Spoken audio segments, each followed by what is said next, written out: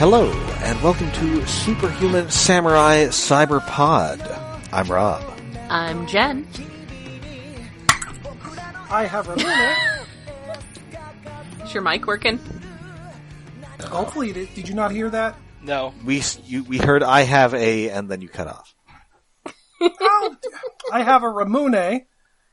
Okay. Oh, that weird marble soda. I gotta look for one of those. Yes. All right. I need to get some of that And we have a guest. That's right. again. All right. I'm Yes. Clear Italian, and Hello. I'm your Yay. guest. Yay! Unlike the previous Again. guest, I'm not an expert in Transformers or Tokusatsu or anything like that. I am here to talk about something that does start coming up this episode, though. Okay. You are our occasional anime ringer when I need backup. Yes, those of you who frequent our Patreon may have already heard him on this month or possibly last month's episode. Yes. It was this Talking about month. kimono friends. This episode comes out at the end of the month. The Patreon will hopefully come out before that. Okay, if I have I'm- enough time to Yes. edit it. I'm unstuck in time here. Yep. I'm here to talk about anime. I was sick for a week with, like, the flu, so I have no idea what time of the month it is. Like, it's like the middle somewhere, right? Yeah, Yeah, just about. yeah. Just past the middle. When we're recording this, yes, but it won't come out to the end because I plan ahead. Yeah, we're Well, there you Try go. to right- plan ahead, and it doesn't always work. We're just exiting discounted Valentine's Day candy season. Yep. Oh, okay. Yeah. That's good. That's a good time. And yes, this is our fourth foray into the world of Gridman. Baby Dan Yes. Dan, baby Dan Dan. This The episode digital is world. Suspicion. Yes, very suspicious episode. Also a pretty good Cary Grant Alfred Hitchcock movie. Yeah, Okay. I'll take your word for that. I don't. It's true. I haven't seen that many Cary Grant movies. So Should have I anyway, seen that many this Alfred Hitchcock movies? Probably not. in this episode, Akane has begun to suspect that our boy Johnny Utah may be connected with Gridman in some respect. Very possibly. Yeah, she figured it out early. Very possibly. Good job. 4 episodes Like- in.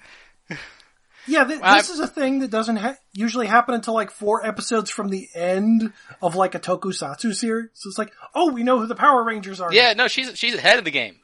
Yeah. She's ahead of the game.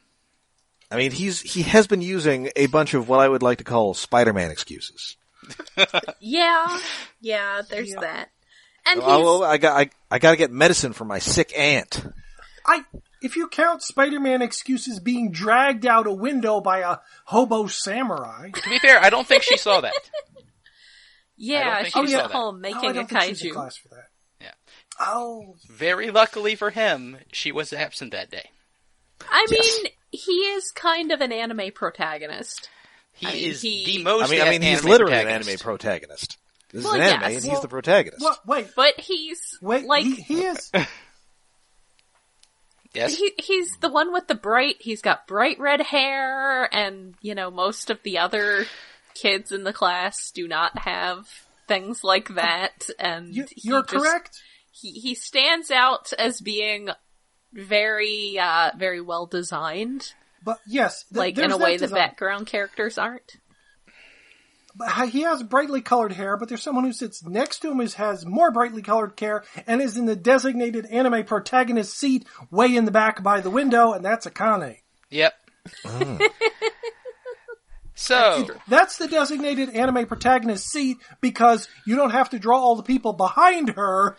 You just have to draw them staring out the window. yeah. Brilliant. It's anime.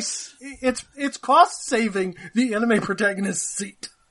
Then he's Alright. got amnesia. He got amnesia starting right about the time there's that. Gridman started showing up. So he's giving off a lot of those like I'm the main hero vibes, where another character could be like a genre savvy character could be like, I think maybe he's this new superhero.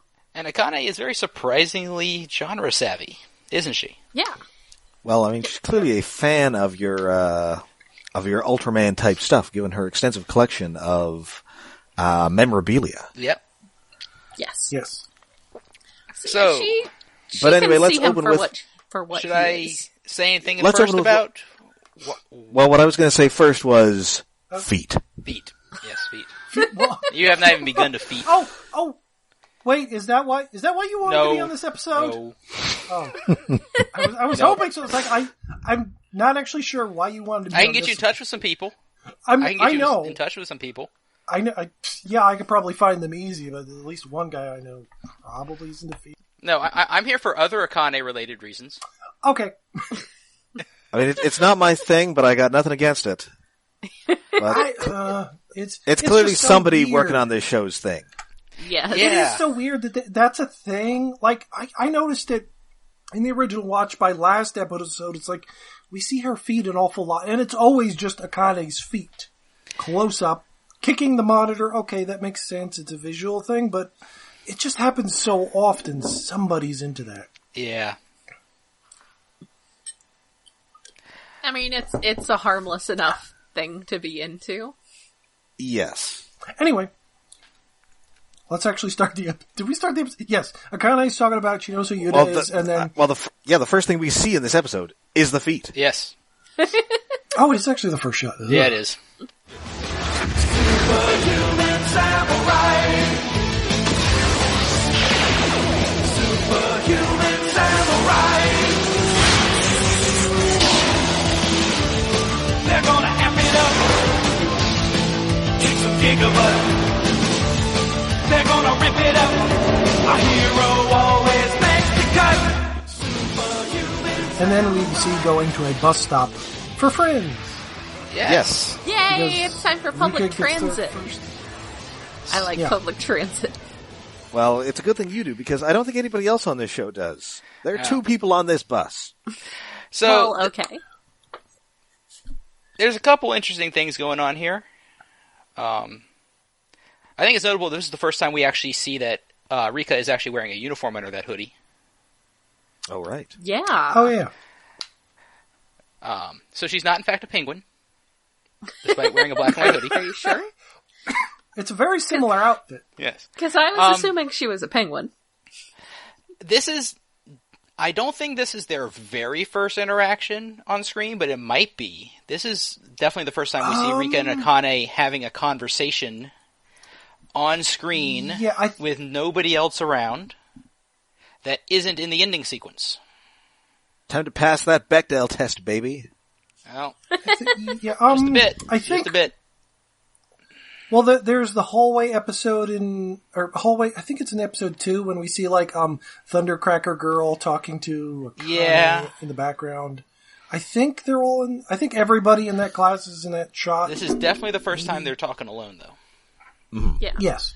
Though, Akane is kind of determined to not pass that Bechdel test because she wants to know about Yuta. Yeah. Well, yeah, she definitely wants to know about Yuta, but she really wants to know about what Rika's relationship with Yuta is. And Rika doesn't answer the question, and that kind of makes Akane mad. Yeah, there's a long Ava silence where somebody's head's about to be popped off. I don't think it's quite that long, but... So yeah, it's the first of several interesting interactions between the two of them this episode. Yeah. Yeah, Well, and throughout the series. Yeah, throughout the series, Akane but is this episode clearly specifically. not good at interacting with people in general, and maybe other girls specifically. Yeah. Yeah. I mean, interestingly, she doesn't seem to have any issues getting along with her two friends who she with. Yeah, but she doesn't seem to count them. Like, they just seem to be in her area. Yeah. And for whatever reason, she doesn't have the same issue with them that she clearly has with Rika. Yeah. Yeah. I can't understand why. I mean, if I knew a girl who had that jacket, I would just, not be able to talk to her at all. I would just, it would be anime nosebleed time. Oh, yeah, Thundercracker's deck. Oh, it's so good. Oh, we get a cameo by Woozer as an announcement on the bus, the little weird potato-shaped dog thingy, which... has its own anime that's also by Trigger. Okay, I figured that looked like a thing that was like a known thing that I was unaware of. It's a thing that I've never watched Woozer. Yeah, me neither. I know of Woozer. It's like a reference comedy type show where this little mascotish looking thing called Woozer basically makes references to other anime and is basically it's super in-jokey from what I understand. A lot of people like it, but what on this show? Yeah. I never got around to checking it out, and it's got a whole bunch of seasons now, and it doesn't seem worth it. So, but I recognized it immediately as soon as I saw it. I was like, "Oh, that's Woozer." I don't know why Woozer's here. Same reason anything else in the show is here because they can do it.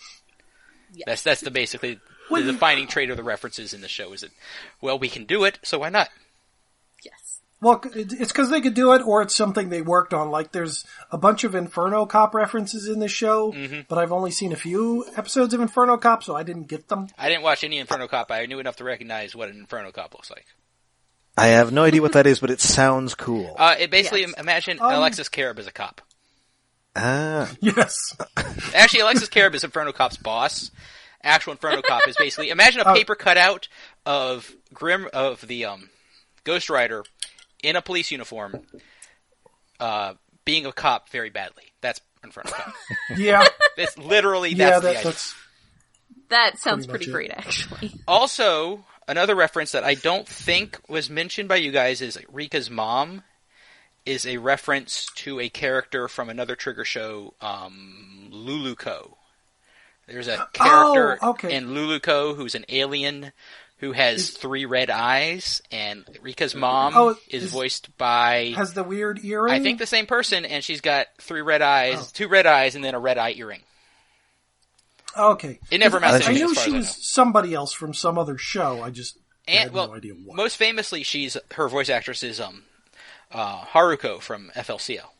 That's the most famous thing that she is. And that explains why she has a weird voice. Yes, she has that very distinctive voice. I like her voice, but it's oddly, like, her voice is cracking all the time. It's extremely distinctive. It's a very unique voice you don't hear very often.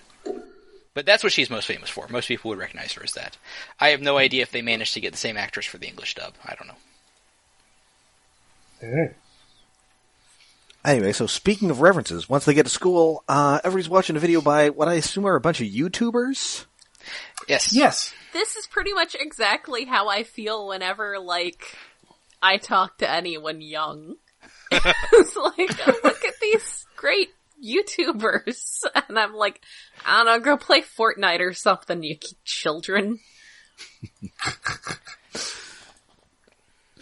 And these guys are collectively known as Arcadia. And yes. David, I believe they are reference to toy companies?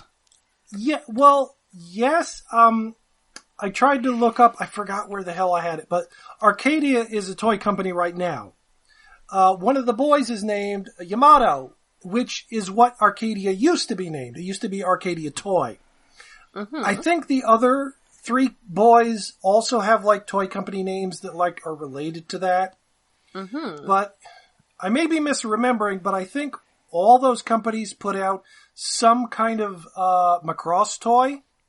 Oh. Yeah, that's what I remember hearing at the time, was there was something Macross related for them. And because these guys are all a bunch of Jetfires. Yes. Yes, which drove me nuts when I saw it, because, like, I know these guys are referenced to something. One guy has, like, a ladybug on his shirt, and it was obvious, okay, that's fucking Jetfire. Who the fuck are the other 3? Mm-hmm. Because I forgot that animated Jetfire is tan, so I forgot he existed, so it confused the crap out of me. So when you see them sitting on the couch from left to right, they're G2 Jetfire, animated Cyberjet. Jetfire, the Cyberjet, a Cyberjet.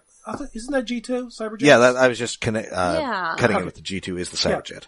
Yeah, the Cyberjet, the animated side-by-side combiner Jetfire, G1 Jetfire, and Shattered Glass Jetfire.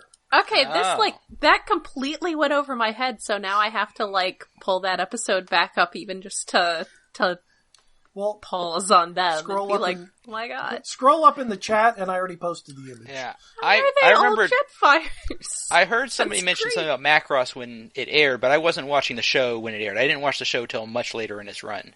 So. Oh my god, they are. That's amazing. I know, That is an interesting set of choices. Like every character in this show is a Transformers reference, and except maybe the most background. I had that Jetfire toy. You had which even Jetfire? caught There's 4 of that? them. No, I had the original Jetfire toy. I actually had an original version of that Jetfire toy.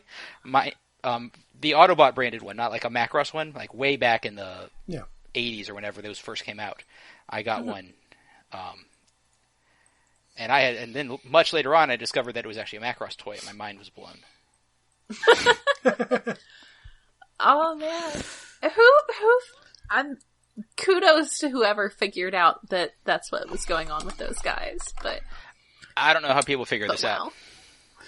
I'm not entirely sure how either, because like my first instinct is okay, they're Jetfires, because I thought okay, there's the Syber Jet 1, there's G1, but I wasn't sure about like the black guy because it didn't quite look like Shattered Glass. I was thinking like for a while like oh crap, what is there was a Cybertron toy that was like a dune buggy thingy that was a lot purple and black or something. But like I forgot the animated one, and the tan just kept throwing me off about my ideas. I thought it was like, oh, there's a actual Macross, like the training variant that is that color. So I was thinking, oh, they're all Veritex, but no, they're just Jetfires. Yeah, I look at whoever can decipher these references the same way that I look at people who can do the cryptic crossword. It's just beyond me. I mean, some of them are just like, I mean, most of the main cast is just super obvious, but to the point where it's like, Glass kids. I've tried to explain this to other people who are not quite so deeply involved and been like, no, you don't understand. They're really, really clearly based on these toy robots. Yeah, I thought people were exaggerating at first until the actual comparisons started to fly around. But yeah, like I said, I But wasn't this watching is until like- very much later. So Oh, it was fun watching week to week in the that's guessing. a connection to be making with these guys. yeah, I didn't actually watch till right between the 11th and 12th episodes. I didn't watch it at all. Oh, until you then. got the marathon. Oh, you little spoiled Yeah. bastard. Well, I was waiting to make sure they didn't mess something up before I invested myself into it, and so Yeah, that was the thing. Like, I love doing that. I love marathoning shows like 4 or 5 episode chunks at a time. But when it was this show, it's like, no, I can't wait. I have to see it weekly. I'm the opposite in that I pretty much always watch things weekly. If I don't watch it weekly, then I'm just not going to be watching it ever. So actually going back and watching the whole series between the 11th and 12th episodes was extremely unusual for me. So, Well, I still have to finish Zombie Saga. yeah, But- you should. Yeah. It's good. Especially Much for like to- zombies It is very good. and idols. Much to Rika's chagrin, Hess and Namiko are like super into these YouTube boys. Yeah, and they are apparently in college, Yeah, and Yeah, Rika is they actually extremely say- not interested at all. yeah. Yeah. I mean, she is less interested than she is in the average thing Yuta is doing. She's already not interested in that. Yeah, it's weird. Like, later in the episode, I think they say that they're all 21. Yeah, they're called And What year is the first year of high school in Japan? 16. Yeah, 15, that's not 16. cool. It's the same yeah, as that would be it's equivalent of 10th it's grade in sophomore. the U.S. It's equivalent of being Yeah. a sophomore because their high school's only 3 years. Yeah, So spoilers. it's still bad. Yeah, spoilers. Most of these guys get eaten, and I'm not sad about it. Yeah, I was not sad about it just from the moment that they were YouTube guys, because Yeah, I- they're. I mean, the only problem is that one of them didn't get eaten. That's the only problem I have. I mean, there's nothing inherently wrong with them apart from them being 21-year-old YouTube guys who are going on a group date with these 16-year-old girls, but Yeah, I mean, they're not like annoying or obnoxious or anything. I mean, except as we will get to, the reason for them all to get eaten is. But honestly, I sympathize with her a great deal in this. But yeah, so they're showing Rika this video of these guys, and she's like, "Great." So Then but they they invite her on wanna a get date together. with them. But there's 4 of them.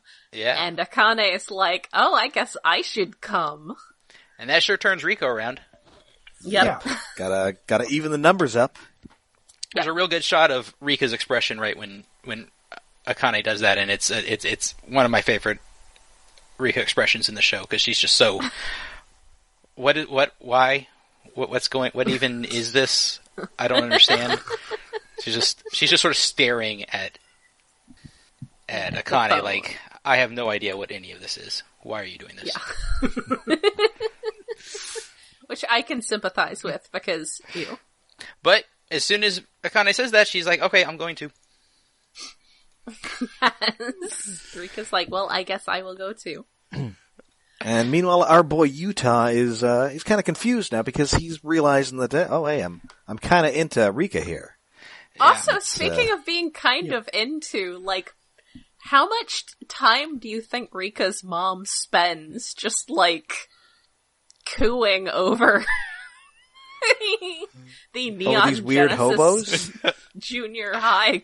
Yeah, she does it quite a bit. Well, because she's smart enough to realize, no, these guys aren't actually in junior high. Like, Max is probably in his 40s. She's got him really well pegged too, as to which ones are which. Like, she knows exactly who the dumb one is, and she knows how to get stuff out of him real easily. Yeah, I get the feeling that she likes them cute and dumb. Yeah, But Rika's talking about going on this thing, and Yuta and Utsume are all freaking out because Utsume wants to go and see Akane, and I like how Gridman is basically like, Yuta, you seem to have a boner.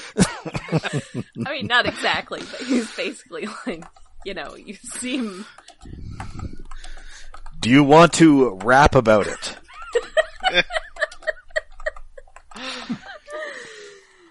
If I weren't in this strange digital void, I would pull out a chair and turn it around backwards and sit down on it. And then we could hash this out. Yes. So yeah, we got this group date. The two of them freaking out is pretty adorable, though. Yeah, so they're just gonna spy on these guys like a couple of weirdos. Boar is totally, like, okay, especially between Boar and Max, they're just, like, egging them on, and, like, Gridman is giving him this speech about facing your enemies. Well, you see, Boar's just setting it up so he has an excuse to kick Utsumi in the shins. Yeah. Oh, yeah. Which is the number one pleasure in Boar's life is kicking Utsumi in the shins. It's basically what he lives for, yeah. Out of all, the only one you should listen to is Max. Yes. Yeah, I mean, when you're that size, kicking people in the shins that's what you got. Yeah. Yeah. That's all you have. So yeah, they have decided that they are going to go stalk these girls on this date. Which is only the second most questionable thing going on the date, to be completely honest. Yes. Yeah, because normally that would be the first most questionable. Yeah, these dudes are getting a little too touchy-feely. Well, so if any of you have watched Agretsuko, this is what they're doing. It's going to a Japanese karaoke place. Facility, I don't know. It's a very standard group date location. Very, very standard. Yes. Yeah. I have not seen that, but I did see Lost in Translation about 15 years ago. Well, you should see Agretsuko. It's pretty great. It is also about karaoke. Anyway, so they catch a glimpse of Akane's phone, and they're very impressed that she's got a alien Baltan. And she just about dies. She just about dies. This part. Well, okay. First, one of the I think it's Yamato, the Jetfire one, the G1 Jetfire one. He's the only one that matters this episode. I have to narrow down He's which the only one that Jetfire's the character. Bumps into her shoulder. That annoys her, and we get the close up. Her eyes are going mad, and then he identifies her. She about has a panic attack because she does not like this. She is having a horrible time, like just in general. Yeah, she's having a horrible time, and then. You like Baltan. Baltan's neat, and he does the Baltan pose. It's not fucking Baltan! Okay, so This What is is a ball basically every high school experience I had where I was like with people who were like, oh yeah, I remember that guy who was like the yellow Volkswagen, and there's the one with the cassettes. And I'm just yes. like, I'm going home. I mean, Yeah. when I was first watching this, I knew it wasn't fucking Baltan. Look at the chat. Baltan looks like a cross between a beetle and a lobster. Okay. And it's not that. It's an alien Regulan from Ultraman Tiga. Instead, and when I was watching, I was like, "Oh, I know what that is, but I don't remember the name." So I had to look up. So thankfully, the internet provided at the time. Yes. So everybody else watching. Oh, thank you for tagging the right kaiju. So she's annoyed that the guy bumped into him. She's more annoyed that he doesn't know kaiju. And she's annoyed that she's not getting the information out of Rika. She's trying to get out of Rika. Yeah. I mean, And so she, Everything is inspired. It's like you think you're a teenager and you're a huge nerd and you think you're gonna go be social and you're like, yeah, I guess I should go be social, and you just end up with these basic people. It's these basic ass YouTube bros, and they're just not interesting. She's not having any luck hitting on the girl she came to talk to. Which, so she's trying to get information about Yuta, but the point is, there's some stuff going on that's... Yes. Yeah, because she's muttering under her breath that she's going to kill these dudes. Can't blame her. It's understandable. But yeah, it's very much that sort of alienation that's fairly understandable. She's just totally done with these bros. And Rika is just sort of trying to shrink into a corner and not be seen. Yeah, she's not really digging these guys either, though. She has the downside of having more charisma than perhaps she wants. So they're like, "Hey, you," and she's like, hi." Yeah, because it's a Akane big, and Rika, awkward social. Rika doesn't ever seem like she's particularly happy that she's as desirable pretty as she is. Yeah, yeah. She knows she is, but she doesn't seem happy about it. Especially now. Oh god, that's relatable. It's an interesting thing because you don't actually see that very much in anime. It's an unusual thing to see in anime. Someone who's that clearly like that. Because generally you've got your characters who are like, I know I'm pretty and I like it, and the ones who are wish they were pretty but aren't, or they are but they don't think so. Yeah, you get Rika, a lot of the ones obviously who trying are the, to push away people who are interested in her is interesting. Yeah, you get a lot of the like, oh, I'm just plain and boring even though I'm the only person in the class with pink hair. Yeah. And I just need one of those she's all that makeovers. I mean, the most interesting thing about Rika is like, if you just sort of look at her, she's one of the more plain designs, but there's obviously... Yeah. I don't know. It's hard to explain. Well, yeah, there's a lot of filthy art of hers, which...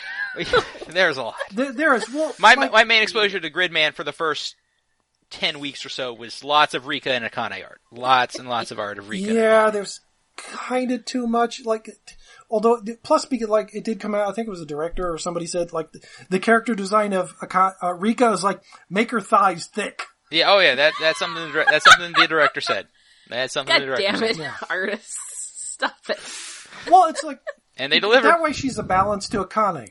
It works out. Although, I think originally, like, one of the original character designs they almost used for Rika was, like, her hair was more in a shorter bob cut that made her face look more like a bucket head. Yeah. There's an early design of Rika where the Megatron influence is very obvious. And you can see why they didn't go with it, because it was just, it's obvious enough that, like, you could tell, like, just by looking at it. Also, like, I think they reworked that design into what ended up being Akane, because she's got the shorter haircut. Also, if she had shorter hair, it'd be too close to Starscream. I can't remember her name. I had to write it down Namiko. so I can Namiko. try to remember her. It's Namiko. I can never. I can only remember that because I literally just listened to your other podcast from episode 3 like yesterday. I can never remember Namiko's name. I can only remember Haas only because Haas is distinctive. Namiko is extremely. Haas is a funny name, also because she's got the mask. But in Starscream, she's such a Starscream. Like she's making wacky faces, getting drinks in this scene. But it's very easy to tell that Namiko and Haas just aren't important characters, so it's hard to remember them when they're not doing something at the moment. Yeah. Well, because they're very standard, like, best friend characters that blend into the background. Well, like, those two, and then Akane's two friends are, like, obviously, like, the idea is that they're, like, you know, parallels to each other and everything, but none of them are real characters. Like, none of them are real people. I mean, other than the short story about Thundercracker and Astro Train hooking up that was written months before the show, but like they don't get any characterization. Those two barely even talk in the show, so we never even hear from them except for once or twice. Yeah. They just hang out with Akane. I think it was in episode 2 and episode 7 or 8, I think they get a bunch of lines. Yeah, one of the later ones, I just specifically remember Thundercracker talking about how she wants to go to the sea. Yeah. It's very cute. But sadly, I don't think the production lines up with her also talking about wanting to write a screenplay. Yeah. Like comics, Thundercracker. Yeah. Yeah. Oh wow, that would have been nice if she was writing in a notebook. Damn it. I felt like this entire very bad date was extremely relatable. So. Yeah. So you're definitely supposed to think that it's extremely miserable for both Akane and Rika. Yeah. And indeed, Akane ends up bailing. She just can't. Akane She can't handle it. She's just like, no. I'm going home to very graphically and well animatedly take off my stockings and sit in front of my computer. Again. She manages to reenact the elevator scene from Evangelion all by herself, which is very impressive. That's an impressive. She's really pounding that door close button, even though everybody knows that doesn't actually do anything. No, but it makes you that's a lie. It makes you feel better. Yes. Yeah. And that's something. That's one of the obvious anime reference scenes in this episode. Yeah, it's very obvious in how it's framed, and even though there's only one person in there, they frame it exactly like she's in the Rei position. Yeah. For that, it's yes. Everybody looks at it like, oh yeah, I recognize that. Yeah. Yeah, that was an easy opposite. But it almost got worse because meanwhile, the stalkers are wandering about, poking their head around the corner like they're the Three Stooges. But Caliber has no sense of, like, boundaries, and, like, they're wondering, he's going to start walking into the room. Thankfully, he goes into the wrong door. He just walks in on some drunk people singing karaoke. Yeah, it feels like he should be making, like, Fred Flintstone tiptoe noises. Well, no, but he's just strolling along like he doesn't care with all his swords. And I wonder if, like, he's kind of a gag character, but I wonder if, like, he's intended to be sort of on the spectrum or something, because he has a stutter, and he just sort of I don't know. like, the rest of the Neon Genesis kids are weird, but he's unusual in his weirdness. Although he's kind of like old school anime, like he's Jigen or something. Yeah, he doesn't give a shit. Yeah, I don't know. I mean, if they're anybody all bad I would at being like, people. That's just his particular way of being bad at being people. Yeah. Yes, that's true. I mean, Akane's kind of got a bit of that too. Akane's extremely bad at being a person. Yes. Yeah. So but anyway, that's sort of part of the thing with I think the entire cast is fucked up. And right up to them being referring to themselves as being in junior high, it's very much clear that they're not people and they are very bad at being people. So I feel like that's definitely just part of his particular aspect of being very bad at being people. So with Akane gone, Utsumi's lost interest. Yeah, so... Yeah, he doesn't care. It's like, everybody else walks out and they don't see Akane leaving. It's, Utsumi doesn't care. He wants to go home. And that drags everyone else with him. Although Yuta's all, but, Akane, she's talking to boy, she's laughing. I want to, do I have feelings for this girl? And Bor just keeps talking about how they are clearly just calling them stalkers, and Max is Yeah. talking about how Yeah. vexing they are. So yeah, neither of the boys put on a particularly good showing here. So Yeah, he's very upset about her possibly being into college guys, which from my high school days I certainly found relatable. Although I did not go to the point Yeah. of following people around like a weirdo. yeah. Yeah. Yes. No. Well, Because both also of them earlier need to. when she was making coffee for in that very beautifully drawn espresso machine. She was making coffee for them, and she was Vitor or Vitter. Yeah, she was getting something down, and he like came and helped her, and she was being all like, "Oh, thank you." And Yuta was like, "Maybe she just likes older guys because he is the one who looks Yuta most needs like to chill. just a college guy." Yuta needs to chill. So, yeah, he needs to settle down. Yeah. Well, again, he's only 16, so it's understandable, but annoying.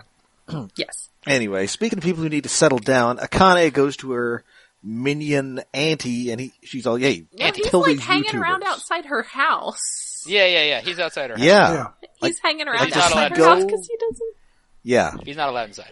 know Well- where to be. He's just He's not allowed inside. He doesn't have anywhere else to go. He's always hungry, and she's mad at him because he won't kill the jet fires. So she throws her phone at his face again. It was already cracked. Well, that hasn't happened yet. We still haven't had the monster attack yet.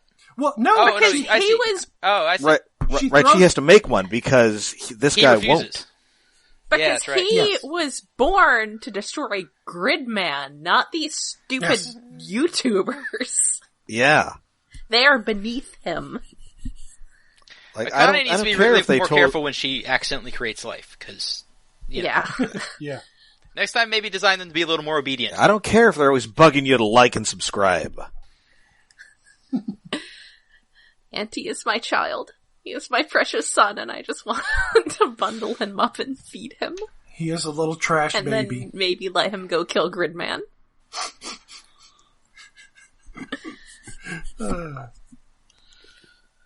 Alright. So anyway, instead she has to make her own monster, but it's got to be different this time somehow. Is it And though? Is anyway- it that different? Well- Meanwhile, I don't know. Rika's mom is hitting on these weird hobos. She calls Caliber Callie. She's man. I And just Utah is just go ahead. part of me wants to say there are clearly dirty things going on in the background, but part of me does not want to ruin them all with that sort of thing. Well, I don't know. I'm sure there's The art. mom is like the only normal one, although she's possibly a little horny. There's some real suspicious stuff about that mom. Everybody else is clearly messed There's up. some real suspicious stuff about that mom. Yeah. I feel I don't know that what to make of she's some of it. clearly very horny for all of them except Boar. So Well, I mean, considering who she's based off of and who her voice is, that actually makes complete sense. yes. Yeah. It's a very obvious reference that she's like that. And they are just all, it goes directly over their heads because, again, they are very bad at being people. I mean, Vitter is drawn as traditionally attractive. Yeah. Yeah, and that's about all he has. Yeah. Yes, He's just sort of the pretty responsible one. yes. Yeah. I do appreciate that even when he, does stuff, he's like, oh, is it time for me to do a thing? Because he just totally gets that he is very much, the least interesting background character of them. And meanwhile, Utah's getting what may or may not be romantic advice from Max, the Bane-masked Grimlock guy. Yeah, Who's clearly the only one of the group with actual sense. Yes. kind of like he's trying to be a father figure, but he doesn't know. He's just sort of confused by Utah and his feelings for this girl and him not coming out and saying it. And so he actually says, "Have you lost your way?" Oh, hey, a Kill la Kill reference. Yeah. But yeah, and yes, again, he calls them vexing repeatedly. And They are very vexing. yes. I mean, you would probably be better off getting romantic advice from the actual Grimlock. Yeah, it's about the same. They don't And understand also- the complications of and of course- teenage emotions. Yeah, Gridman himself is not much help either. No, No. Gridman is very much the comparison. The example you made before is very good. It is very much like trying to get romantic advice from Captain America. It's just like Yeah. he's just being very heroic, and it's not helping. So, you want to talk to a girl. Yeah, Oh god, that basically is what he is, because he's in the monitor and the chair is in front of him like it's backwards. Yes. Yes! Oh man. yeah. We just need Hannibal Buress on the wrong side of him. If only at some point in the series he said, I got that reference. Oh. But that never happens. No, he never understands that. Well, in a meta sort of way, Maybe at at the the end it kind of does. Well, okay. In a very meta That's sort fair. of way. Yeah. And You'll get there eventually. meanwhile, these YouTubers are being stalked and murdered by something. Yep. I gotta say, when one of them, I guess the G1 one, he gets to survive the longest because he's the G1 one. Yeah. He gets a phone call from one of the others who's just like screaming about no. something It's- happening. No, like, Yamato survives till the next day. It's like, one of them gets a call from a second one who found out that another one died, and all three of them are gone. Yeah. Yeah, but and we haven't just gotten to that- the point as to how Yamato survived, because he runs into Rika. Yes. My question that is, how happens is the this next thing day. sneaking up on these people? It uses There's the a fog. There's fog. Question mark the fog, it's... I mean, there's a I fog. don't- I but mean, all it's of this- foggy, but it's like a building sneaking up on you. I That don't care how phone call foggy is it Well- is. seriously creepy. I'm just like getting a call from, you just had this stupid date, and then you get this call from your friend who's screaming about one of the other ones, like something horrible. That's genuinely super creepy. He doesn't. And then, I mean, he- he's definitely eaten mid-call. Yeah, he's Yeah. definitely eaten mid-call. There's kind of a tradition in Ultraman, like monsters in the fog you can't find. No particular ones. It's just a recurring motif because, hey, you got a fog machine. A monster kills somebody in shadows. Yep. Special Hey, man, on dry fog- ice. Fog machines are an essential part of tokusatsu production. Yeah. So Yamato survives because He runs into Rika, yeah. and he is trying to make time with her. Yeah, he's like, well, if And she she's says just trying to save his something- life. She's not interested in any of this other stuff.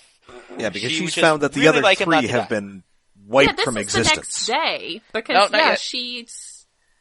Oh yeah, I guess she sees him first, and then it's Yeah, the next day. 'cause there's a that whole- there's a he whole- goes back to There's her. a whole fight the first day, and then Yes. isn't there? Oh, No, there isn't, No, because no, they don't no, know there's no, been a there's- kaiju until Oh, right. those That- three that guys happens get wiped That out. happens the second day.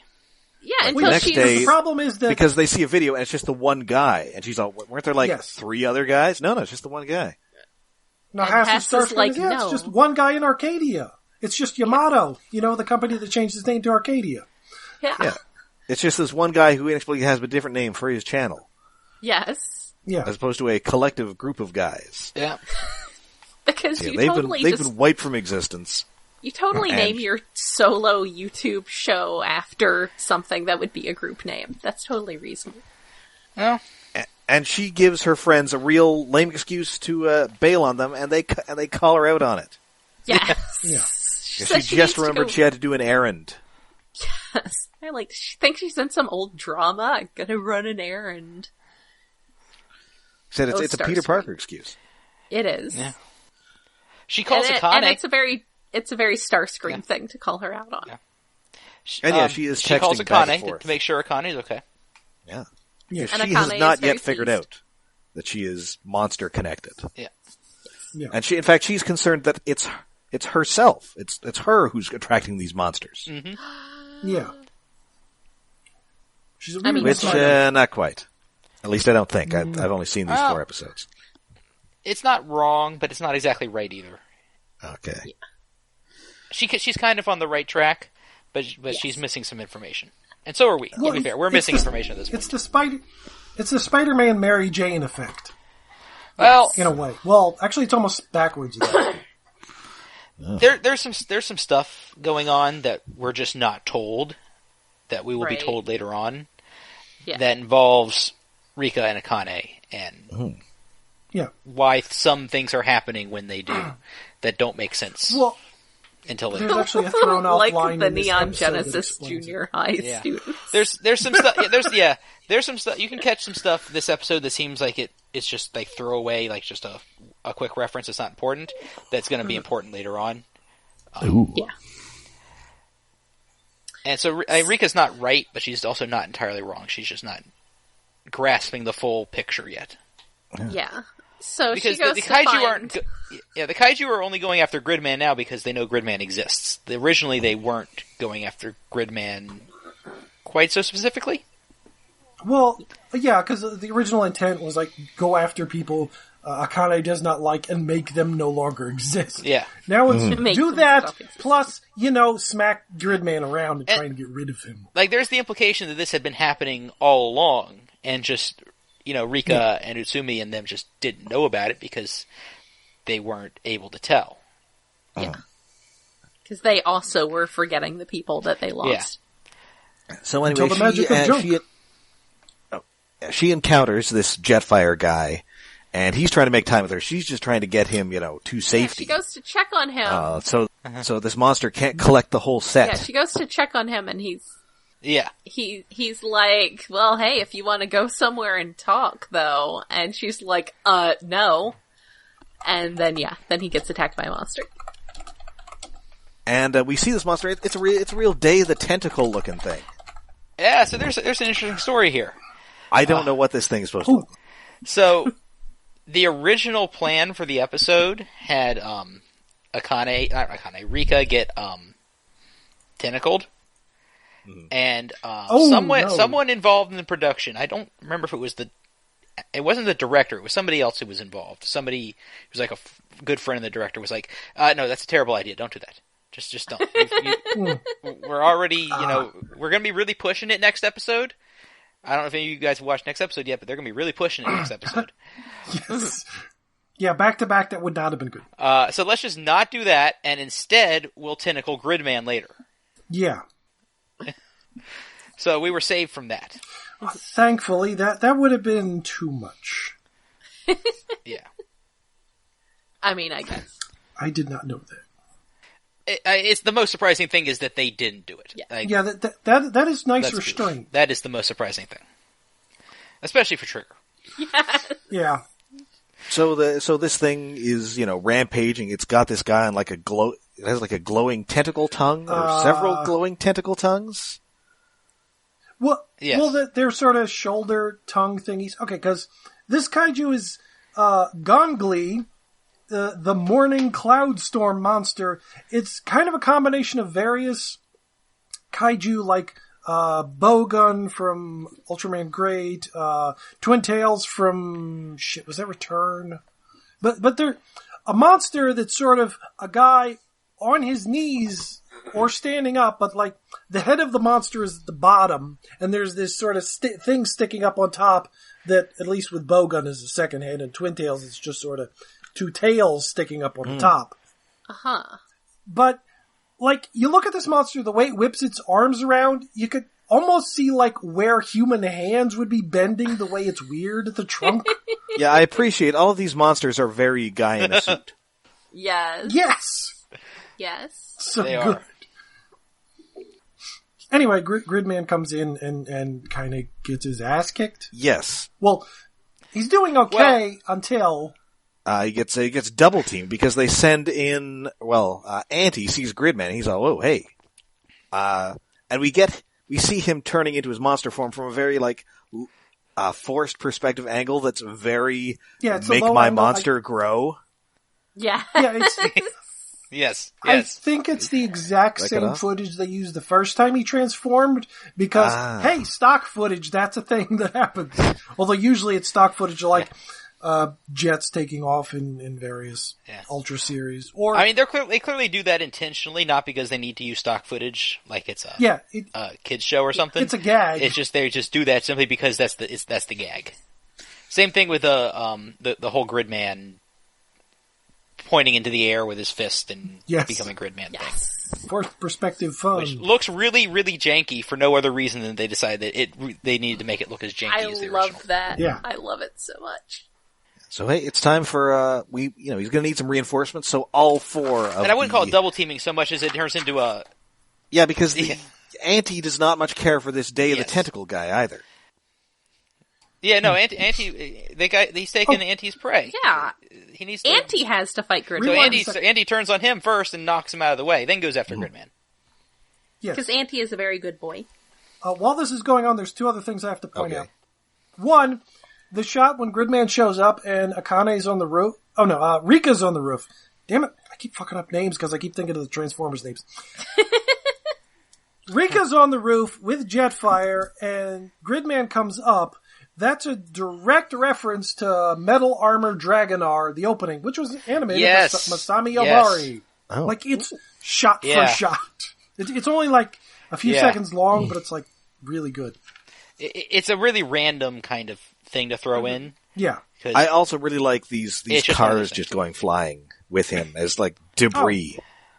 Yes. Yeah, that's lots of property destruction. Again, more fun with little toy cars from Tokusatsu stuff. And we get Shin Kick number 2. Sumi gets kicked again. Yes. Yep. So yeah, they decide, okay, well, you need some reinforcements. We might as well send all 4 guys, but unfortunately, the episode is now buffering. Yeah, this is basically like when I try to run Fallout 4 on my Linux desktop.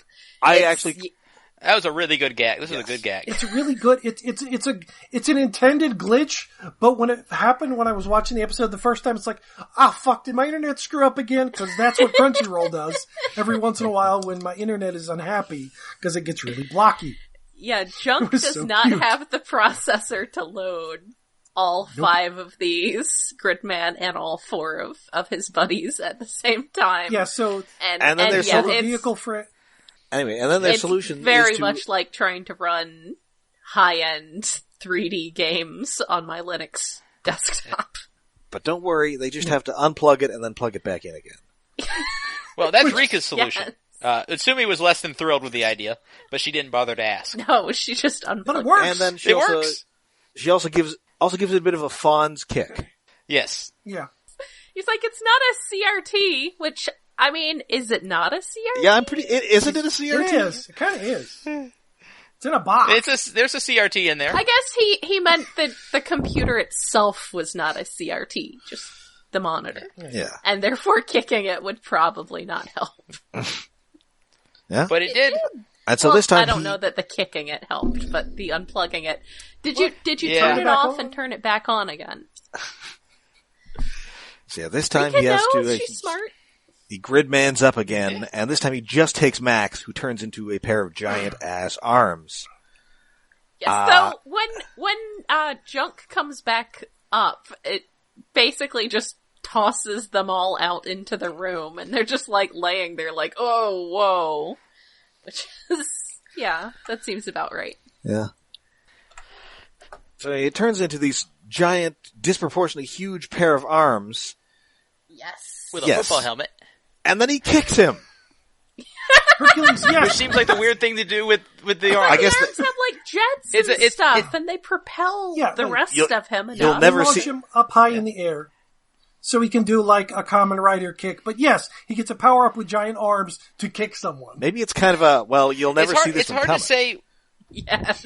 So that kick is like a multiple layer reference, because, I mean, there's Kamen Rider kicks, but then they specifically call it a lightning kick, don't they? I think so. It's the super lightning kick, and that's specifically a Gunbuster reference. Mm-hmm. Yep. Which right? actually, no, I think the Gunbuster is it. No. Or is Gunbuster referencing something else, and then... I think it is. Because, there's so many layers of referencing involving kicks kicks, that specific style of kick, The- that I lose track of who did crap, it originally and what they're referencing, because with this, they could be referencing any of it, or all of it. There is an Inazuma But Man. it's posed very much like specifically the Gunbuster kick. Yeah. Which is a reference to something. I forget if it's a variation of a Kamen Rider kick or Inazuma Man actually did a kick. I can't remember. I've never actually seen Inazuma Man. Gunbuster was in 89, right? Somewhere around there, late 80s. Yeah. So, I'm not up on when my Kamen Riders happened, so. The 70s. Neither am I. Yeah. So yeah, we got a multiple layer reference here. This could be referencing any number of things, and who even knows? So this monster is destroyed. Auntie survives, but once again has a phone chucked at his face. Yes, for My baby. I've been taking. I think it only happened once in the last episode, so this is phone chuck number 4 because it happens 3 times in this episode. You know, maybe if she'd stop throwing her phone, it wouldn't be broken. She's got to get one of those otter boxes or something. Well, she hasn't even fixed her glasses, That's true. and so Yeah, well- she just likes broken glass, Yeah. or shattered glass. Dun dun. I see what they did there. And meanwhile, Utah finally summons up the courage, and he's gonna ask, he's gonna ask Rika to get something to eat, and she agrees. And then, and then awkwardly I thought it was a date, but we're gonna bring a bunch of people. Oh. Yeah. Oh, and She deflected that real smoothly. Yeah. Oh, it's hard to tell if it's a deflection or she's just oblivious in this scene. But Rika's pretty smart. Yeah, Rika's not an idiot, and I feel that she definitely that was intentional. Yeah, I just suffered violent flashbacks where I was sent back to the year 1998. Oh, awkward. Yeah. Auntie shrinks down because he had the blinky thing again and ran out of power. Apparently he runs on whatever trash food he eats, I would guess. Aw. Well, he runs on whatever the plot demands. Yeah. I guess, yeah. And, Out of everything in the show, how long Auntie can fight is like the most obviously plot dependent thing. No, yeah, that's a kind of standard, like, most Ultraman are only supposed to be in giant form for like 3 minutes, but that's sort of vague. Like, it's however long they want to do it. I gotta get out of here. often My end of the episode button is flashing. Yes. Got it in the episode. At the end of the episode, while they're having the conversation, Rika is wearing her mom's apron. Her Megatron apron. Yes. Yes. Yes, she is. In case you didn't get it. Yeah. So yeah. Wait, in case we didn't get what now? That she's She was Megatron. Megatron. Oh, I get you. Right. I thought, oh no, is there some obvious reference that I'm not getting? I'm so embarrassed. No, it's Just just the that she's Megatron. Transformers Okay, reference. then. Well, there's so many references in this. I mean, I knew the Megatron thing. I thought, is there a reason why she's wearing her mom's apron? because she is her mom. I don't know. Maybe it's like we become our own mother. Like I'm Megatron pretty will sure grow up to it's be Megatron. Wait. because she's making coffee and doesn't want to splatter Yes. herself with milk foam. Yeah, that's the obvious reference. I think this was the first episode where you could see what was written on Akane's bag if you paid close enough attention. Oh, right.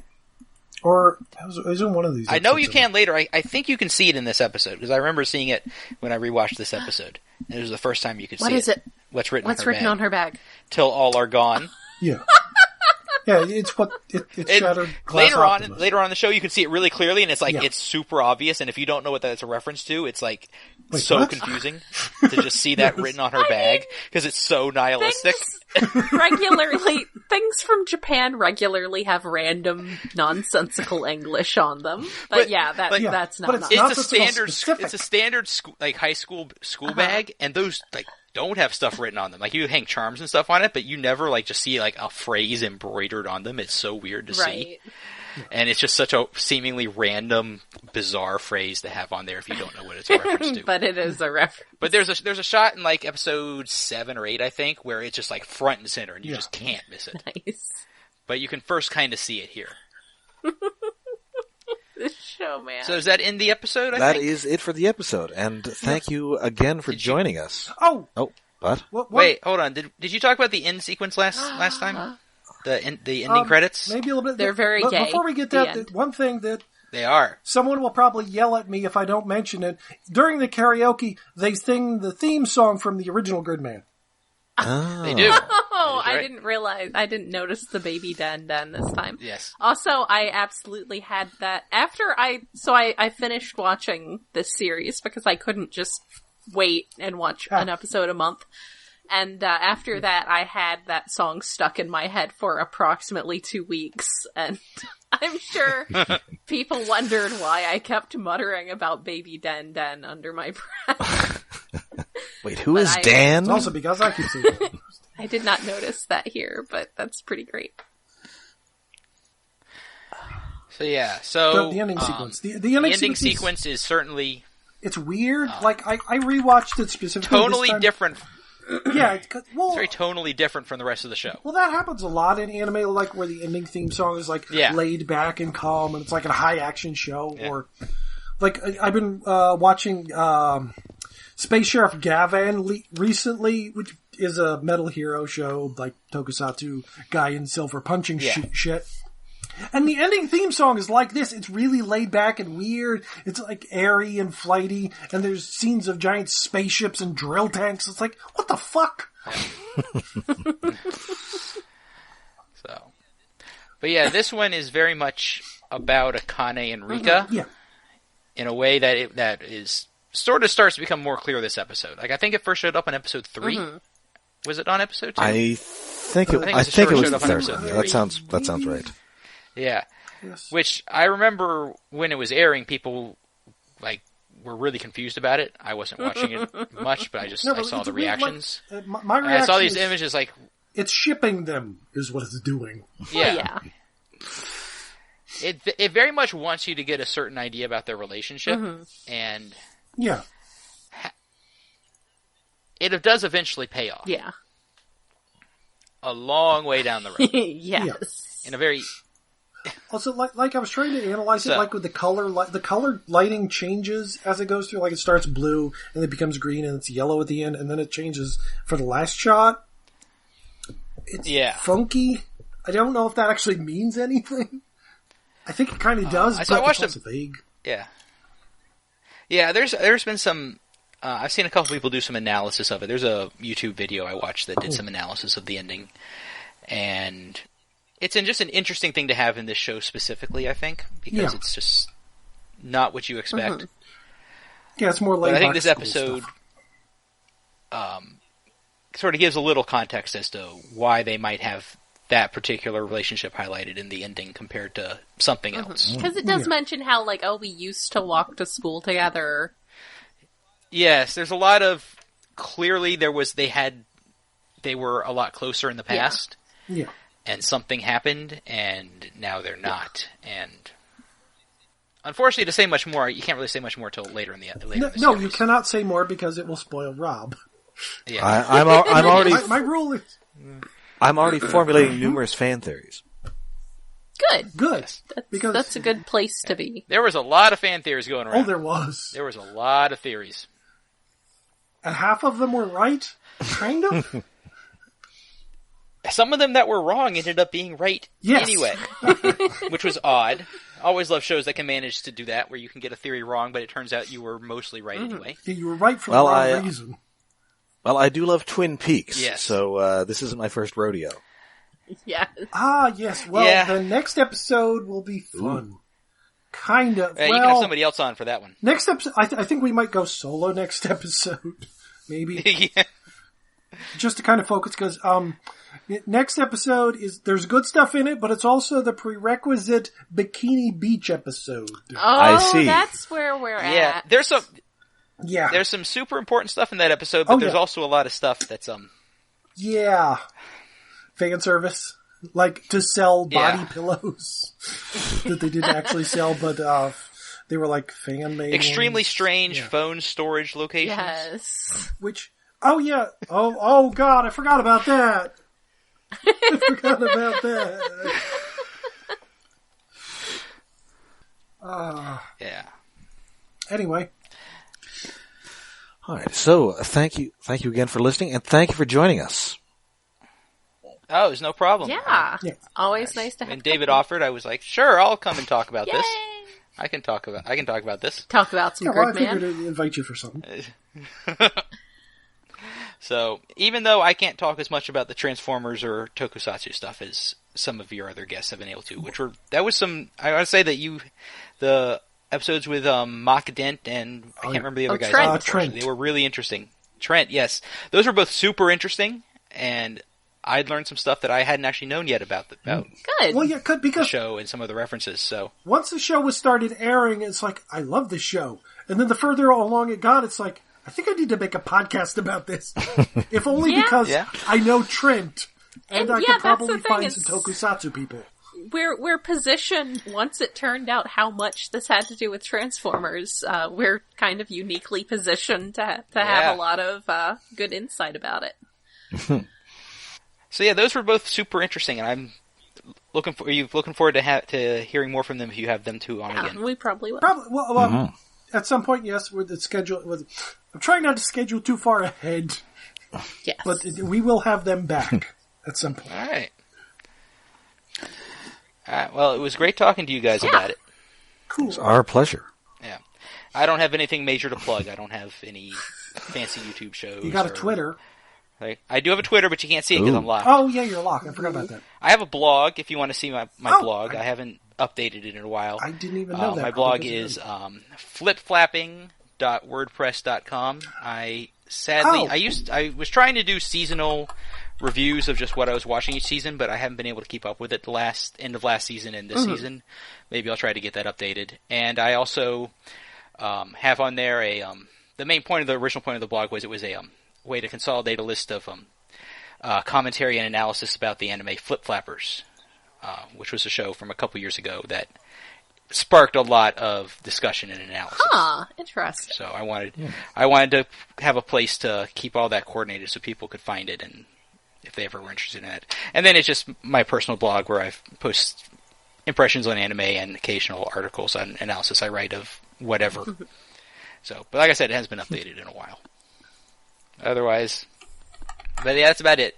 My Twitter, which is locked, and you can try to follow me if you want. It's Clearatellian at You might Twitter. follow back. If you seem like a decent person, I'll let you in to follow me. You know, that's my only real restrictions. You just be a nice person. Well, hopefully we all qualify. Yeah, I probably don't want to follow me. So until next time, I'm Rob. I'm Jen. David. And I was Cleara. Good night.